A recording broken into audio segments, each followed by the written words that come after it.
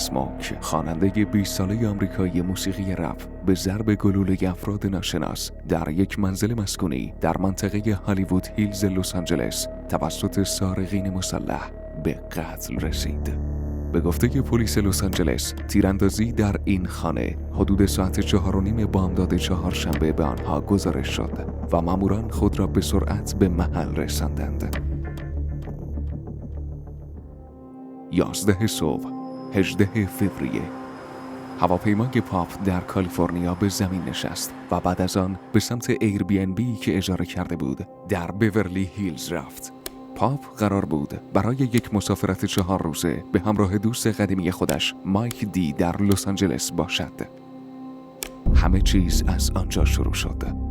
جایی که در اینستاگرام اولین عکسش را منتشر کرد و جایی که سکونت داشت را نشان داد. بعد از یک استراحت، پاپ عکس‌ها و ویدیوهای جدیدی منتشر کرد که در حال اصلاح موهایش است و بعد از گذشت 1 ساعت عکس دیگری در کنار استخر منتشر کرد.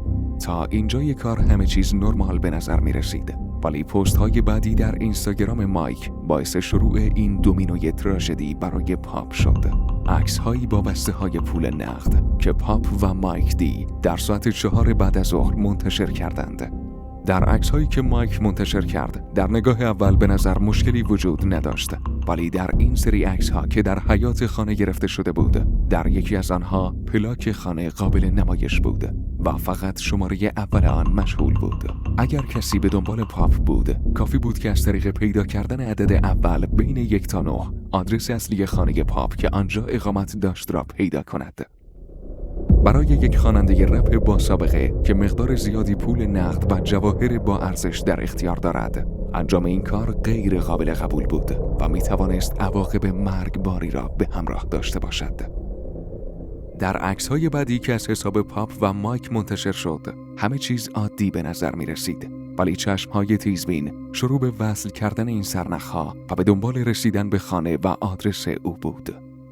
در ساعت 5 بعد از ظهر، عکس‌های دیگری توسط پاپ منتشر شد. باز هم پول‌های نقد در ماشین و 1 ساعت رولکس الماسکاری شده در دستان او. و حالا سارقین هم انگیزه و هم آدرس تقریبی مکان پاپ را داشتند. پاپ و مایک با همان رنج روور سفید از خانه خارج شدند و برای خرید به مقصد مغازه امیری در خیابان سانتا مونیکا رفتند. ساعت 10 شب سرانجام به خانه برگشتند. پاپ ویدیوی جدیدی منتشر کرد و در آن از مایک امیری برای هدایایی که برایش فرستاده بود تشکر کرد.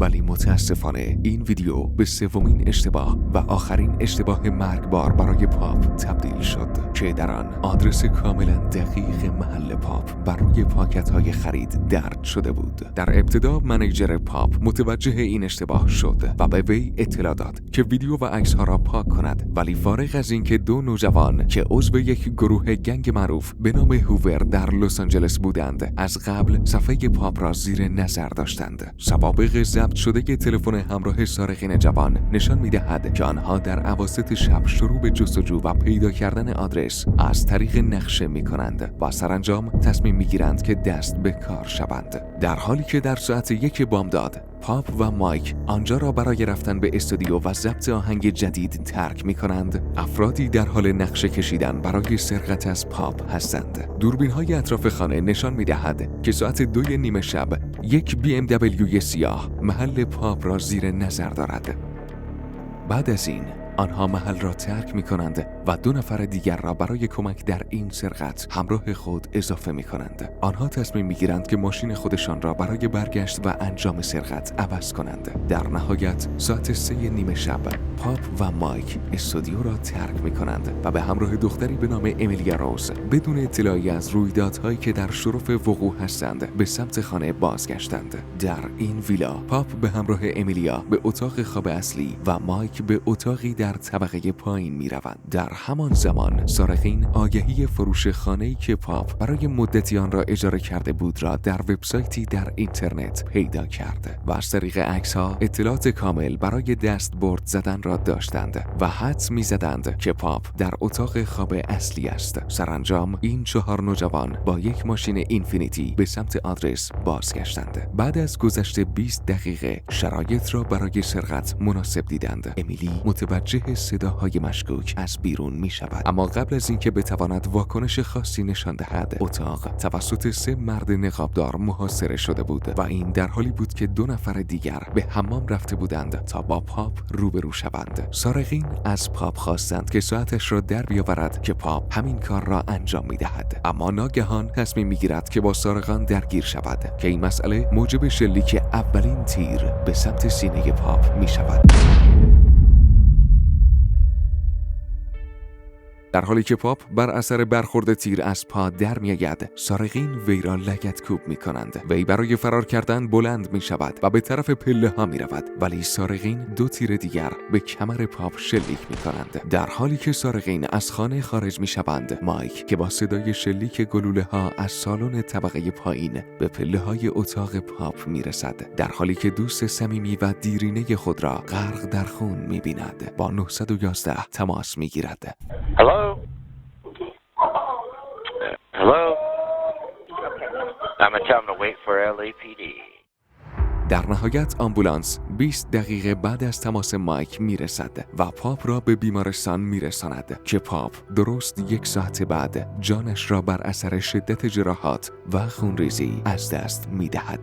در طرف دیگر داستان سارقین به دنبال فروش تنها چیزی که توانسته بودند از این سرقت به دست بیاورند، یعنی ساعت پاپ بودند که در نهایت آن را تنها به قیمت $2000 فروختند. بعد از گذشت 3 ماه از مرگ پاپ، پلیس لس آنجلس علیرغم داشتن سوابق اینترنتی سارقین به خاطر نداشتن مدارک و شواهد محکم برای دستگیری آنها اقدامی نکرد تا وقتی که یکی از سارقین که تنها 15 سال سن داشت به دلیل جرمی دیگر دستگیر شد. پلیس ها از قبل او را زیر نظر داشتند. سلول نگهداری او مجهز به دستگاه‌هایی برای ضبط صدا بود و در نهایت هنگام صحبت کردن با همسلولیش اعتراف کرد که در سرقت نقش داشته و به پاپ شلیک کرده است. راننده ماشین هم با شرایط مشابه دستگیر شد و به همسلولیش همان جزئیات آن شب را اعتراف کرد که در ابتدا قصد تیراندازی به پاپ را نداشتند. کوری واکر پسر 19 ساله‌ای بود که در آن شب در ماشین ماند. کیاندر راجرز پسر 18 ساله‌ای بود که رهبری این دوستی را بر عهده داشت. هر دوی آنها متهم به قتل با شرایط ویژه شدند و به حبس ابد محکوم شدند.